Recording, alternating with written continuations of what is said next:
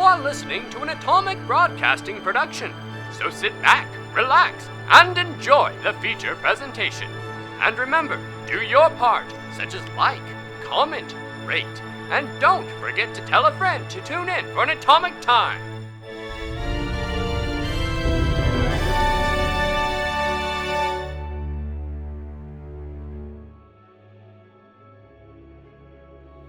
Now, where did we leave off? Ah, yes. The party successfully crossed the field of deadly flowers and made camp when it grew dark. Uver attempted a heart-to-heart with Val, which only sent her into emotional distress.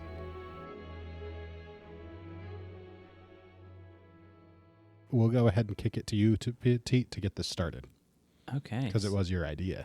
Yeah. So, to give a little bit of background with the facts. So, the canon facts, just something that gives you a little bit of insight to the character, may or may not have anything to do with the backstory or the story of what we're experiencing.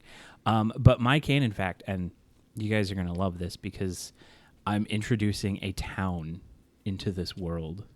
Okay, so there's this nomadic town that literally builds and destroys each of their buildings. It's a town of about 200 people, but whenever they run out of resources or they just don't like the area they're at anymore, they just take everything down or leave it if they have to, and then just move on to another place. See, the thing is with Zephyr, he went into this town and he had too many contracts. He actually killed so many people in that town that he found out a undiscovered law that they had put into place dozens of years ago, that if you kill too many people, you have to pay a tax.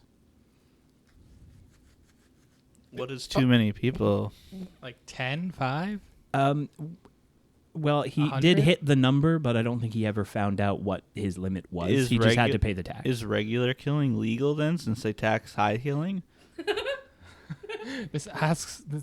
He has a point. It brings up a lot of questions. He got caught? Well, is after a Zephyr. while, if you kill a quarter of the town, somebody's gonna know. This new guy is guy came in a quarter and half of the the town town. died. One murder, we can overlook that. 2, fine. 20 even, okay. 75. That's where we draw the line. Give us money. All right, you're free to go. Thank you. Well, if you're a hired killer, that's your job. So, Doesn't mean it's legal. they Yeah. punish Taxing you for is doing this your a job. weird income tax? People get arrested for So, being hired killers. I've got a question for you. Is this a fine for you've done something we don't want you to do, so give us money? Or is this a tax for saying you've done something and we just want to get some money out of it too? It is a tax for you have been paid to kill this many people, taking away a lot of our people. We need to be compensated for this many people that you have killed. You've done too much. You've taken away all their tax revenue. Give it back. I love the You idea. gotta pay their tax revenue for the year. I love the idea of somebody comes to this town, kills 75 people, and then they're just like, hey, buddy, guy, we're not going to do anything about this, but you do have to give us money. We're not going to throw you in jail. We're not going to execute you. You just have to pay us $200. So that is a canon fact about Zephyr. It has been confirmed. I don't think any of us are going to top Zephyr. that. That's so good. And what's fun is you can't take it away. It happened. Jacob, could you delete this? I want to do more of these so that you guys can just take what I'm giving you. Mine is nowhere near as fun. What is yours? Can we even top that? I don't know No what to one do. can. I don't know what to do with Do we that. just have to Yeah. move on now? Mine is just Alward didn't like potatoes until rather recently. Petite's over there, I killed a whole civilization. And I should have Howard doesn't specified they like are still going. No, he likes potatoes now. He was rather recent though. What was the changing factor? He just got used to them, moving up to like a harsher climate where they were more like usable and more of a Where the Irish are. He Yeah. meant this world's Like more of Irish. more of a that's a more prominent crop. That is a very Alward fact. Yeah. It is. I love it. Fair enough. Proud of Alward. Thanks. He's For proud He of learned to himself. eat his Embracing the starch. potato. Do you know you can get botulism from potatoes? No. So Val's fact is that she has an accent. Hamir doesn't have that accent. She got it from Farron, who raised her, and they're the only family in that town that have that accent. So she stands out a lot, and Hamir doesn't like that. Hamir sucks. Hamir- I'm gonna Hamir anytime I can sucks. say this. Hamir doesn't like a lot of things. Hamir needs true. to get over it. Not saying I don't like Hamir as a character, but Can we I'm press saying F5 as on a Hamir? person, Hamir sucks. I agree. Hamir's not a great guy. We Alt If- F4 on If Hamir. you are like Hamir's my guy, and I think he's the best, please take a look at yourself and consider who you are as a person. It is okay to like bad characters in the sense of not like they're bad characters, but bad people. Right. But But he's not man, the hero. He's If not you the hero. relate to Hamir, Yeah, if you relate to please. Hamir. It's like the people who are really into Rorschach on Watchmen. Like, he's not a good dude, right? He's not. He's kind of making fun of you. Don't do that. I have a whole rant about this, but I will rant to you later. Okay, yeah. Abby, what's up? I don't know. The Oh. ceiling. It's Oh. pretty up there. Nice. I'm too Not short to really. reach it. I I'm can too touch short it. to reach a lot of things, though. Sven can touch What's it. your fact, though? So Nirros is someone we all know and love, right? Yeah. Yes. For the most part. Totes. That's actually valid for the most part. Yeah. Totes be rough. 9 out of 10. So she got herself exiled from an entire community. Is it for murdering over No, a quarter it's not of the... for- Isn't this traveling town? It's not for murdering. It's from a town that has been established and is still there. It doesn't move around. Ooh, what town is that? I don't know. Oh. I named it, but that doesn't mean I You remember what I named named it. I don't think it actually exists in. I thought you were I- saying that it was established like we've already been there. No, the town is Ah. established in the world. So what'd you do to get now. exiled? I don't actually know. Oh. That could also be a personal thing. Does Nirros We not don't know? have to know. Neros knows. Oh. I would love the idea of just, you're exiled from this town. Please never return. What did I do? You know what you did. I really don't. I Like do you know don't know. exactly what I did. To be perfectly honest, I don't actually remember what happened. I feel like there were implications of drunken disorderly conduct. I mean, but probably that I wouldn't be surprised if that's what she did. I also like the implications of how drunk and disorderly do you have to be exiled. Well, it was a history. She had a history in this town of causing trouble and being drunk and disorderly, and they had enough. And honestly, to keep herself from being locked up in jail for an extended period of time, she did just charm the mayor sheriff of the town and said, "Hey, do you actually want to look like you're still in control here?" And he said, "Yeah." And she was like, "Okay, just banish me." Nice. So that's what happened. You know, I heard a story one time of this woman that led the town on a roarious riot, and something about mead not being in the cellar, and that's all I remember of that song. I love that. Right. Is this your okay. fact? But are you stalling because you don't have a fact? No, I was just. My fact is that I know about Neros' fact. I would like that fact, please. Can I have that fact? I'll take Nero's for 200. It's the worst Jeopardy game ever. No, I have something. Okay. I was just having fun with that. So, I think we've said it on air before, is that some of us have actually been in another campaign together, just another Pathfinder campaign. Well, I don't think we've ever said that those two worlds are technically connected, mostly because we have the same GM. So, He there has one idea in mind. That's it. exists for Uver a cousin who's a ranger. Wow. But his whole family is actually a family of rangers. Uver is actually the oddball. He's the only wizard. I mean, he's been alive long enough to swap between like 3 classes at this point. It's true. Nerd. He took the range aspect too literally. And said, I have a range of classes I could have. Got a range of occupations. Occupation. And Geology. I have a canon fact for you all about the world. Oh. The region where most of this adventure has been occurring in is the Southmoor Kingdom of the land of the Landmer Kings. Currently, you are in the Gringir Forest, which is technically its own kingdom and does not have a king, since it's a wild fey forest.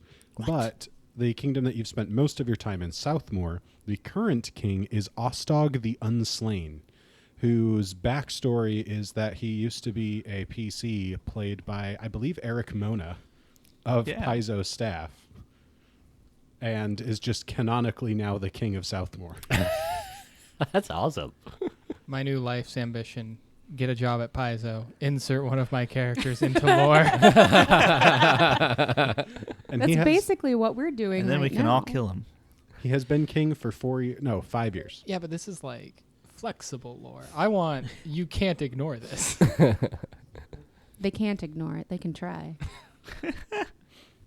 And with that, now that we've gotten to know each other all a little bit better, I'd like Sven, Jenkins, and Petite to get out of here. I'm good, thanks. Oh, yeah. Oh, well, okay. Flip We this just table. won't have this closed session, and we may not die. So I'll take this No, opportunity to it's too write my late. notes. Okay, It's then been we're gonna die. Goodbye, Michaels. Goodbye, Goodbye, Sven. Samuels. Bye. All right, we're going to go ahead and jump back in. It's about 1 a.m. The moon is high in the sky, and it's just the beginning of Val and Nirros' shared watch. I'll pass things over to you, Sam, and you can take it from here. Okay. So, when our watch comes about, Val is nervous, but she's confident in what she wants to do. She has an idea, and she wants to go with it. So, the others all head to bed, and Val calls Sigrun down and says, Nirros, are you ready for this? I guess as I'll ever be. All right. I think I've got everything written down that we'll need for this. We shouldn't have to go too far away from camp, but so I know it's dangerous to get too far away. But I'd also, if something happens, I wouldn't want it to be right next to the tents Right, where no, everyone's that's understandable. sleeping. As the two of them head out, Val ties a rope to the camp. Ties a couple ropes together, because this worked before when we left camp. So she's going to bring the ropes with her so we can maybe go a little further out of camp than is probably safe. And we'll head out until we find a bit of a clearing with a little stream there. And Val's going to start unloading some equipment and little, like, drawing utensils, her large book, and you want to help me out here with this stuff here? And she hands you some, like, supplies to etch in the ground that we're at. Yeah, just show me what to do. Right, and she shows you, she has, like, a picture that she's drawn out of what it needs to look like, and the two of us are fairly, it's not too hard for the two of us to be able to just copy that in the ground. And once that's done, Val reaches into a side pocket and pulls out a dagger that's all spiraled, and it has the symbol of Phrasma on it. And she's like, oh, don't worry about this, it's just ceremonial.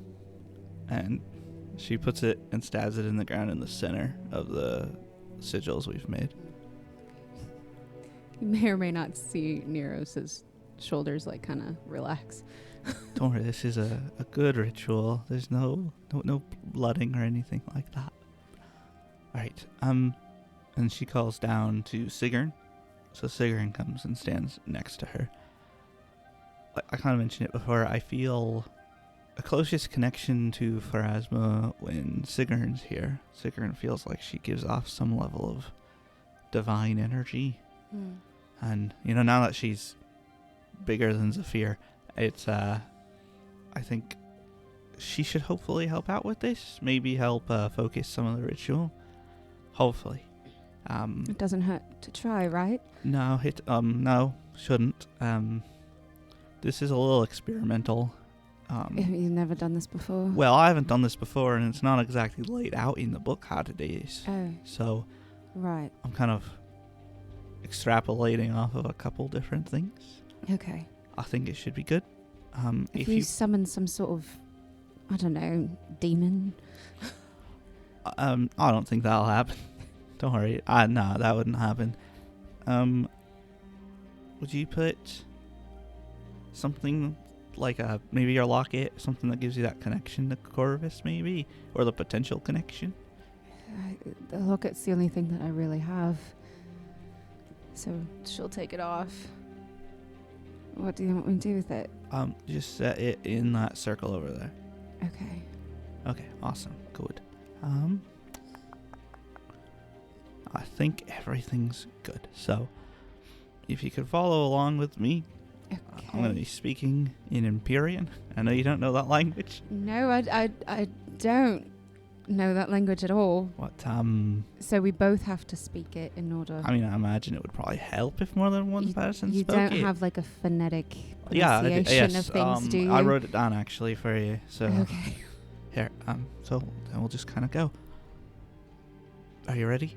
Is there anything else you feel like you need to do or say before we get started? I've never done this sort of thing before, so I have no idea. I guess let's just see what happens. All right, let's see. And she will start speaking in these words that she has written down in the Empyrean as a sort of calling out to Pharasma and her power. And then we get to a point and she's like, could you say Corvus in common and I'll say it in Empyrean and see if maybe that helps call him? Yeah. Okay.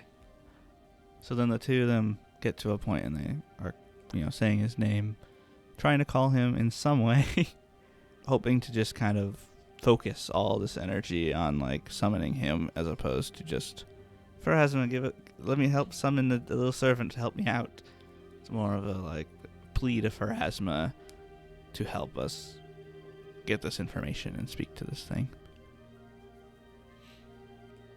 As you are beginning the ritual and starting to move through the recitations and the chants, the forest around you seems to grow quieter and somehow more distant. And the spacing of the branches above you, it's been how it's been through most of your journey through the forest of tight and difficult to see the sky. But somehow through it all, the branches seem to be making way, and you can see the moon shining down just in a narrow slice of the forest where you're sitting. And everything around you seems to get darker as you're focused in that circle of moonlight.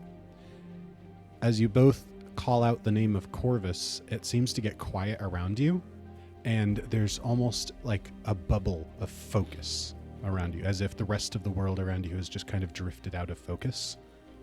Val, you're opening your mouth to begin like a final stanza of this ritual when you hear, "I'm here."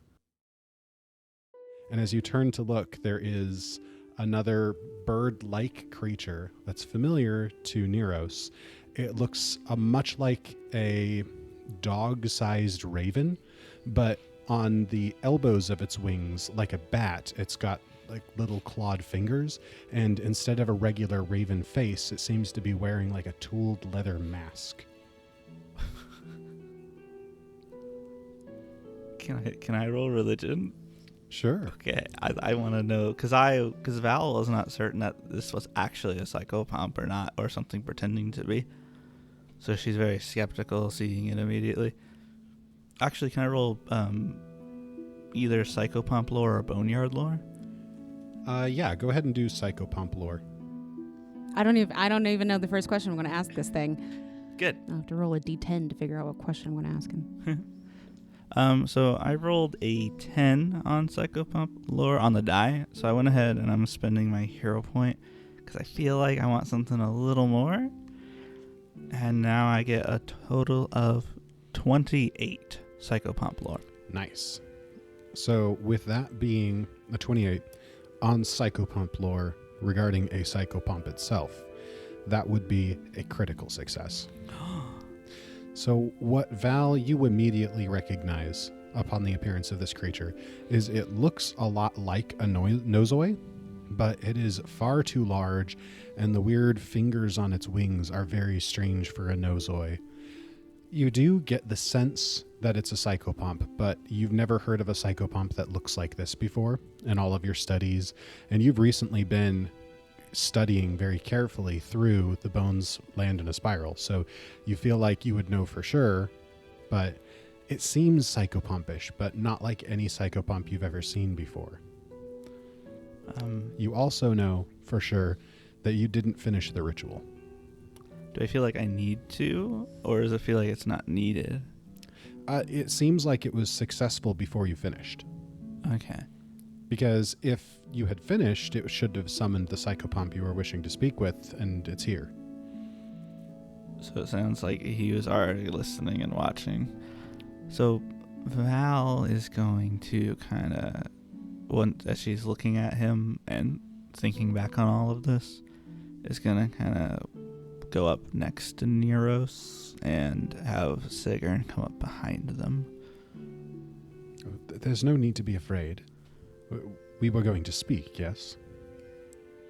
Yeah, that was the intention.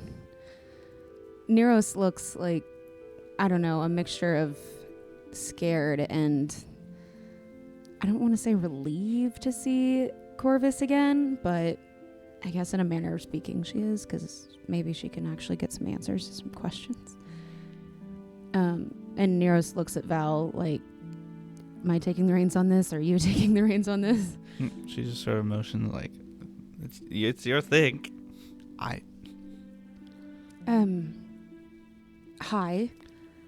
Hello. Have you been around? As I had told you when we'd last spoken, I've been watching you, and I've continued to keep watch over you. Okay, but why? For what purpose? For my parents? Yes. My parents? Yes. I promised your parents I would make sure that you were safe. Okay, who are they? Who are my parents? Because you're the only one that could actually know. That's more complicated a question than you know. How is that complicated? Just a name. Can you not even give me a name? Make a perception check. Val's gonna put her hand on Niros's shoulder as a comforting hand, not like a stop or anything. Just see, you're getting very tense, and she's like, I'm spending a hero point on that roll. she already made a face, and I don't like that. Oh gosh. Okay, that's not any better. So it'll be a 15. You can tell by the look on his face. He doesn't, his bird face. You can read bird faces. Yeah. You can tell by the look on his face that he doesn't seem to be reluctant. He seems like he's trying to say something and it's not working. Oh. I need a minute. Oh, I could strangle you. So what, you can't remember my parents either? No, it's... Because history apparently does not remember anything about them from what I've found. They've been erased. Well, he is looking more... The most concise way to describe it would be he looks ashamed. Your mother's name was Tyrael. It was what? Tyrael. Can you spell that? Yes, it's Tyrael. Okay. It's not surprising that history has no memory of her. She didn't make much of a mark that the history books would note down. She would always say that you were her greatest accomplishment. Hang on. I'm either interpreting this wrong. She would always say, if she had the chance, or she did always say. She said that. Yes. So where is she?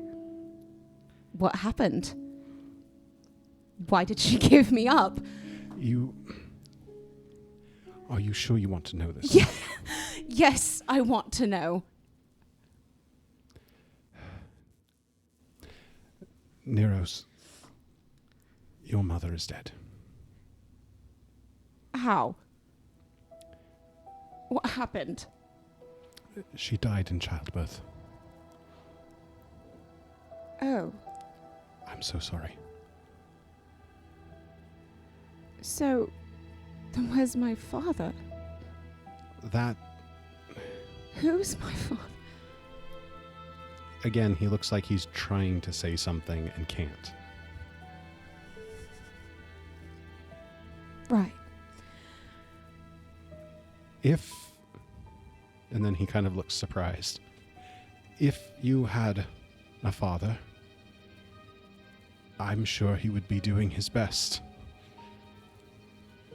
to help. Okay. That just raises more questions. You seem to be like you're under some sort of contract or compulsion not to be able to speak certain things, I imagine. Can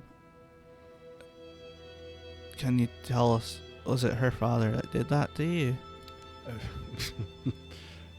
Yes. It's, in a manner of speaking, yes. It's all part of being a psychopomp. Ah, you're only given certain things you can and can't talk about. Something like that, yes. Okay. Interesting.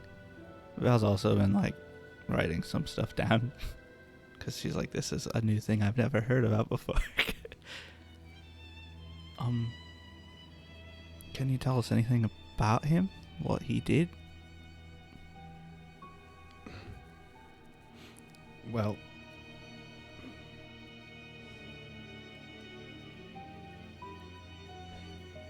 I don't believe so.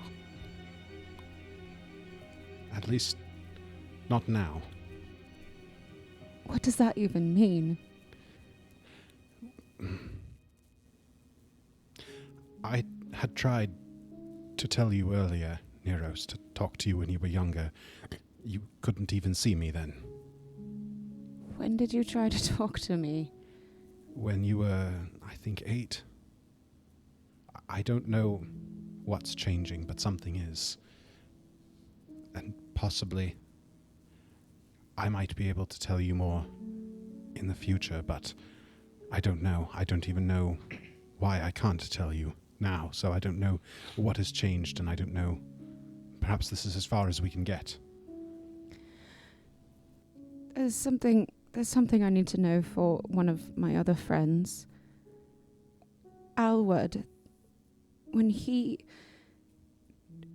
I had him do something with the letter that I've had growing up. He said his father was connected to it. Like, do you know why? Again, he's like struggling to talk. Didn't you say Alward could see your father's face? Right. But Cadriel Volden was a good friend. When your mother died, he was very integral in making sure that you were taken care of. did Uwe know them? Yes. So they all knew each other. I don't know what has happened with Uwe's memories. I was not around for when he lost them, but I knew of Uwe when he knew who he was. When he knew who he was? Yes, as he's expressed now, he does not remember. Did he know you? No. You talk like you were like a part of the adventuring party or whatever. No, not as such, no. I have been invested in your family's welfare for a long time, Nirros, so I am familiar with the backstory, you may say, but no, I have not been part of that party. Something I can tell you. And he's like pauses and he looks at Val like he's afraid of her for a second. Your mother died in childbirth, but she has not been to see Pharasma yet. What does that mean? What do you mean she hasn't been to see Pharasma yet? Val, that anger from before is suddenly flaring up. Her hand starts kind of tightening on Nirros' shoulder a bit more than... With your critical success on psychopomp lore earlier, he doesn't even have to keep talking before you realize what he means by he's been invested in Nirros' family's welfare, and her mom hasn't been to see Pharasma yet. Does he have her soul? Yes. Oh. What are you doing? She deserves a second chance. That's for Pharasma to decide, not for you. No, it's not. You're her servant. You're one of Pharasma's psychopomps. It's her decision if she wants to give someone a second chance to be something like a Duskwalker or something. Any other way, that's down another path. That's not acceptable. I understand how you feel, but no. I'm doing what I can. I cannot fix this. I couldn't stop it from happening, but I can help. You can't just take someone's soul like that. I'm not keeping it. I'm holding on to what's left. I can't let her go. Val sort of lets go of Nirros and puts her hand on her shoulder that has all the corruption and the veins and such. And she's like, nothing good can come from that. If she has passed, she has a future with Pharasma. She has a destiny to go to. Her fate was written by the Mother of Graves. You can't oversee this. Fate can be rewritten. I understand you are a faithful servant of the Lady of Graves. I understand that. So I speak to you, Nirros. Would you have me let her go? Don't you see that we have to try?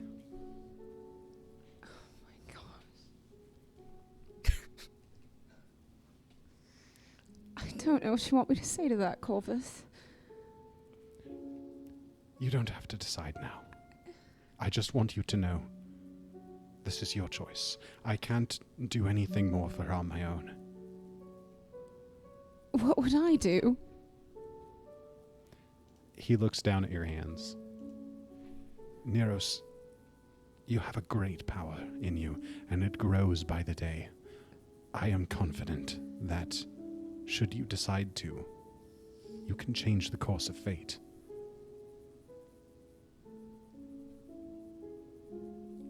How? There's nothing that I know to do and to change fate. I didn't ask for this. And she lifts her hands. I know, but please think of it as a blessing, not a curse. Where did it come from, Corvus? Again, he's struggling to talk. This, and she lifts her hands again, has gotten me into more trouble. More times than I can count. Sure, some of it's been my own fault, but when that sort of power is on display for everyone to see, and there's nothing you can do to hide it because it's part of your skin, I didn't ask for that. I didn't. changing fate? Corvus? Yes. I feel like that would be dabbling in something I'm not sure I can mess with. No, I'm sorry. I know that you can do this. Maybe not now, but maybe in the future. You want me to bring her back? I shouldn't ask it of you, but That's why you've been watching me. In the hopes I can bring her back. the look of shame from before has just deepened, and he can't even look you in the eye. I see. Not for my good, but for something that you want from me. No, that's not it at all. I do care for you, Nirros. Really? They don't have to be exclusive. I can care for you and want you to do great things and to bring your mother back. They don't have to be separate. Okay, so why were you so cryptic about even giving me this sort of information? Because when you gave me the locket, we could have had this conversation then. But you've decided to keep things from me and apparently be watching over my shoulder this entire time without making yourself known. Because obviously it doesn't take a ritual to get you here because you showed up without one in the first place. And, I don't know, Val, did you finish it? No. So you were here. I didn't plan to tell you tonight. I didn't think you were ready when I first spoke with you, and I didn't think you were ready now, but you asked. Did you plan to tell me ever? Without being prompted? I thought I could fix things. You didn't want Phrasma to know. Is that why you came before the ritual was done? You are a good servant of the Lady of Graves, aren't you? So what is it now? You give me up? Let her know? I don't know. I look at you. I don't think you're any better than that monster that's hunting Zephyr. Or Val. And it's a weird... Don't give him up yet. I know. I'm not upset with him. I mean, wait, hang on. I am upset with him. I'm very angry. But don't give him up just yet. Please. Alright. He seems like he at least is doing this out of a place of care. Unlike other people who have said very similar things as he has in my life. Thank you. If I could, something you said sounded familiar to me. And I wanted to ask, do you know anything about Cornelius? I don't trust him. I know you don't like me. I know you probably think that makes you trust him more, the fact that I don't trust him, but he's hiding something, and I don't know what. I haven't been paying very close attention to him. I've only just met him when you joined up with Nirros a few weeks back, but there's something about the way he's hiding something. He seems to be more cautious about the way that he behaves around you.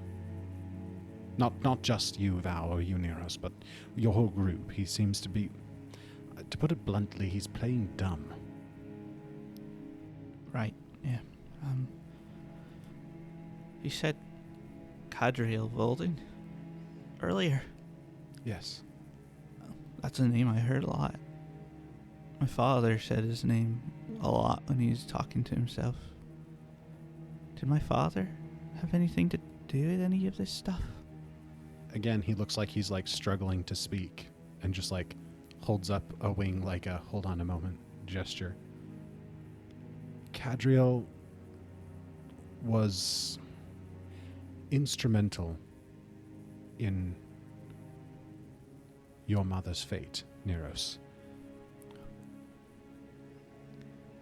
No, he did not cause her death. It's the way things are now. Cadriel helped them come about. But Cadriel did a lot of things, and he spent a lot of time with my father, Hamir, there at the end. I want to know if Hamir was involved in any of this stuff that's happening. Everything's feeling sick, run around and connected to each other. Is my mother or my father involved, or am I just here? Oh, yes, sorry. I apologize. I misunderstood your question. Your father has very little to do with Nirros and That's very good to family. hear. But I had been relying on Cadriel's help before he was killed. He's helping you? No, not anymore. He was. Nirros, wasn't it Cadriel who took you as a baby? I think so, yeah. I know he wrote the letter, at least. Yes. He If you had had a father, he would have liked to write it. Wait, What? what did you just say? That sentence was very say if confusing. you had a If you father? had a father, he would have liked to write it. That is what I said, yes. Is it purposeful? Yes. If Nirros would have had a father, he would have liked to write the letter. What? Wait, sorry. Did you just say Nirros doesn't have a father? He's like opening his beak and trying to speak. I can't answer that.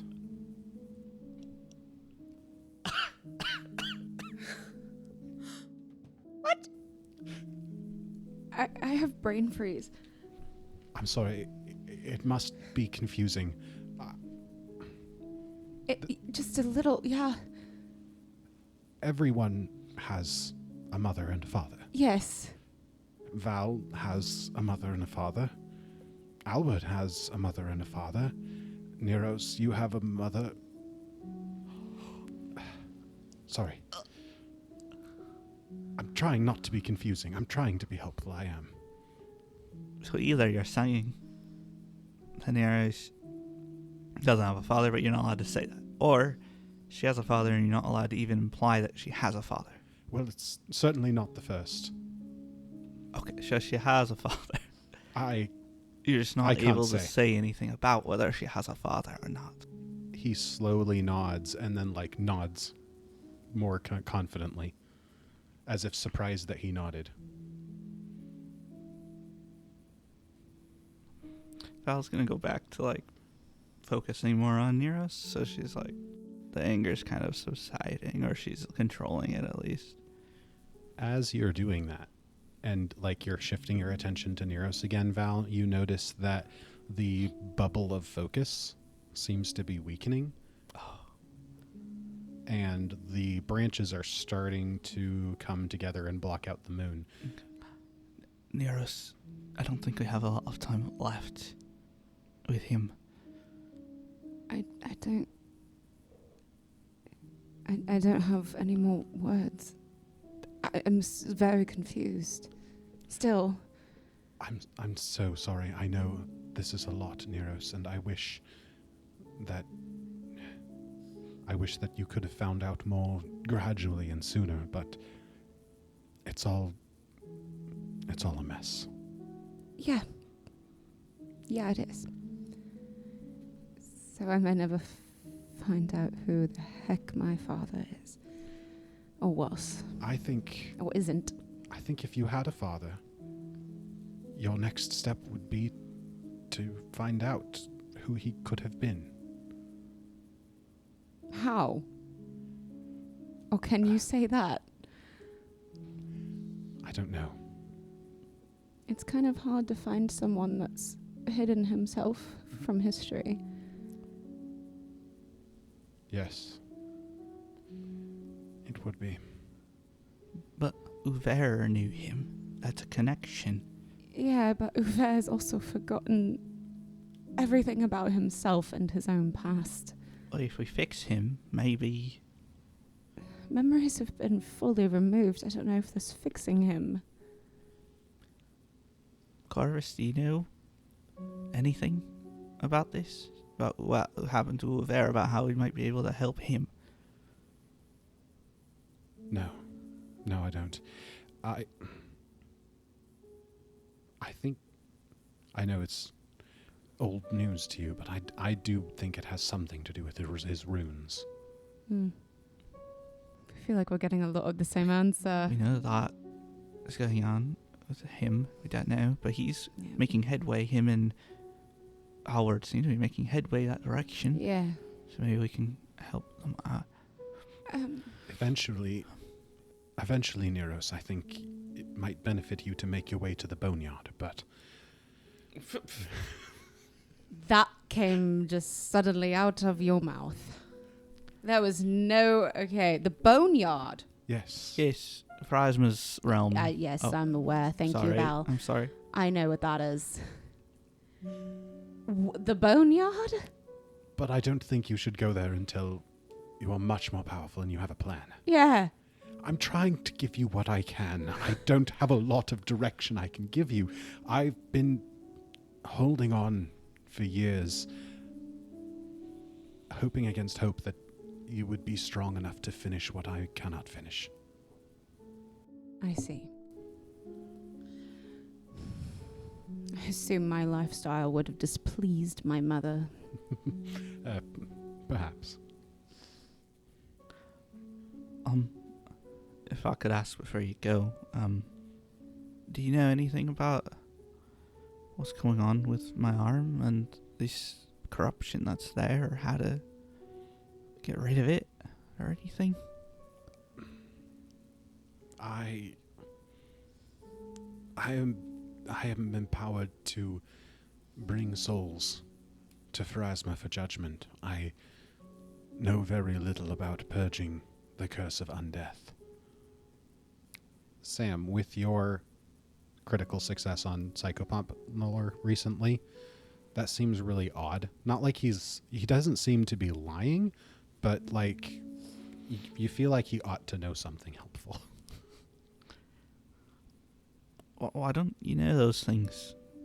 Why does it feel like you don't understand a lot of Phrasma's stuff? Let's just say I never paid attention in psychopomp school. What are you? You're not any psychopomp I've ever read or seen anything about. The most I can say is that I am a psychopomp. But you are right.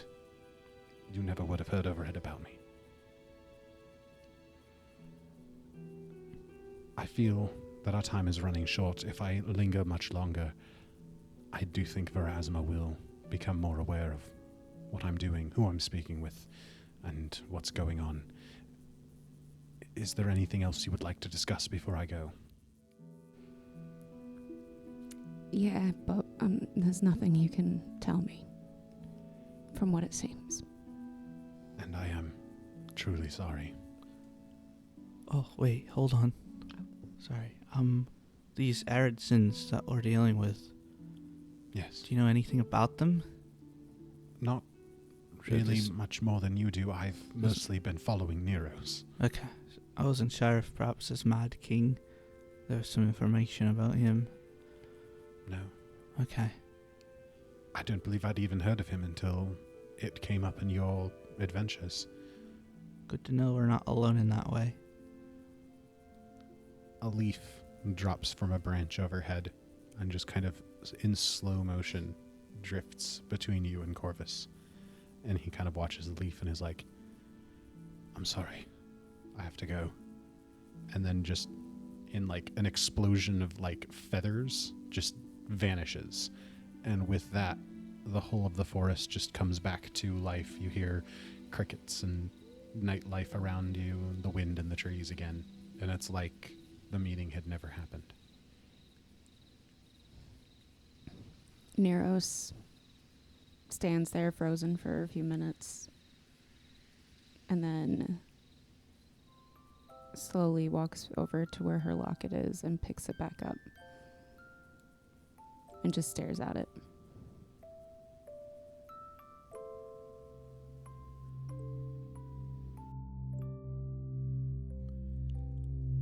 with that, we'll go ahead and bring everyone back in. All right. And for reasons that the three of us and the audience know, we'll be giving our hero point for this session to Abby. Congratulations. We're so proud of you. For all those things all you the did. thing you did. Hey, Abby, I'm proud of you. Thank you. I can't wait for like 6 weeks until I get to listen to this one. Yeah. I don't know how far ahead we are. It was pretty awesome. If you all don't know, the three of us don't know anything, and we won't know for a while. Ooh, close You did sessions. a good job Thank of you. chilling Val out. Val is now archetype barbarian. Exactly. That is what I've got out of that. Things I could love have it. gone a lot worse. Well, thanks, I guess. You're more welcome than not. I need to go cuddle a dog and then scream into the abyss for about half an hour, and then I'll see you guys on the flip side of that. And we'll see you all in the next episode.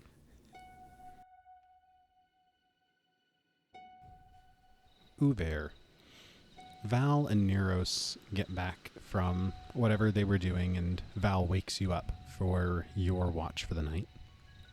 So you stretch, wake up, and head out into the camp, and I presume you take your post and start watching? He just quietly goes to one of the corners of the campsite and holds the horn in his lap, just listening to the sounds of the forest, the ones that you would expect, and possibly some sounds that are unique to the Grungir forest. Trying to remember, see if anything jogs that lost memory of the times he's apparently been here before. As you are listening, go ahead and make me a perception check. I wasn't expecting rolls. 16. With that 16, you're sitting presumably with your back against a tree, just kind of listening to the sounds of the forest, as you'd mentioned, and you hear the sound of like a branch or a twig snapping in the tree above you. I quickly look up and sling the horn in one hand and pull my staff in the other. Just more alert.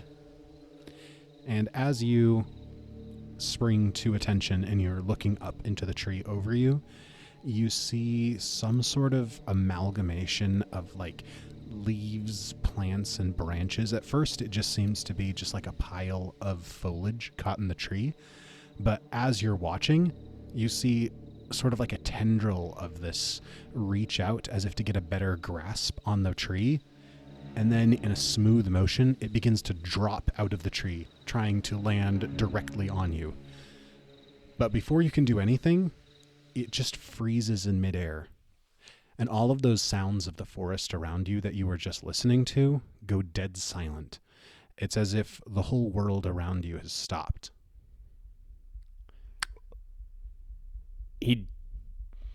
He's jumping up and getting ready to cast a spell, and he just... That is unexpected. And then you feel a hand on your shoulder. He turns very quickly. And in front of you, or rather behind you, you see Alward. Although he looks a little bit more weathered, perhaps. And he says, "It's all right. We've got time. I have a lot that I need to tell you." And that's where we'll end this episode. This has been an Atomic Broadcasting production. Pathfinder, Galarian, and the Lost Omens world setting are copyright of Paizo. More information at paizo.com. Music in the show is from Monument Studios' collection, as well as assorted artists, with some original tracks composed by Jordy Hake. More details in the description. If you enjoyed the show, please remember to share with a friend, and we'll look forward to seeing you again next time. Oh, Sam's drinking water right now. Yeah, he's got to You say my name. He's got to How have. dare you have physical needs? Howdy, I'm a man. Oh.